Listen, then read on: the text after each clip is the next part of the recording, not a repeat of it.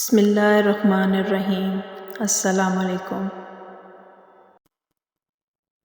دوستو، اللہ کے نام کی لذت، اللہ تعالیٰ کے نام کی مٹھاس اگر ہماری روح کو مل جائے تو یہ چاند اور سورج اور تاج سلطنت، مال و دولت اور حسن کی رومانٹک کائنات سب کی سب نگاہوں سے گر جائے گی۔ خواجہ عزیز الحسن مجذوب رحمۃ اللہ علیہ کا ایک شعر میرے اس مضمون کی ترجمانی کرتا ہے۔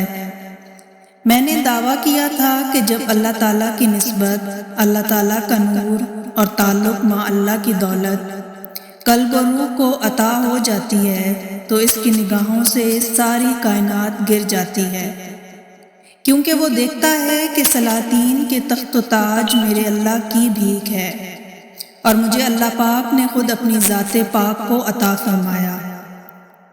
بادشاہوں کو تخت و تاج نصیب ہے اور اللہ والوں کو تخت و تاج دینے والا نصیب ہے۔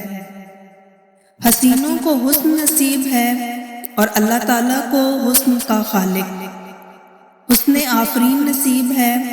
مالداروں کو سونا نصیب ہے اور اللہ والوں کو خالق زر نصیب ہے جو سونا پیدا کرتا ہے۔ سورج اور چاند کی روشنی خدا تعالیٰ کی ایک ذرہ بھیک ہے۔ اللہ والوں کے قلب میں خالق آفتاب اور خالق مہتاب ہے اور خالق اور مخلوق میں کوئی نسبت نہیں۔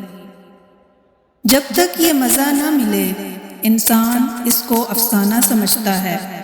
حضرت جلال الدین رومی رحمۃ اللہ علیہ فرماتے ہیں اور ان کی شخصیت مسلمات میں سے ہے، اے دل پر شکر زیادہ میٹھی ہے یا خالق شکر زیادہ میٹھا ہے؟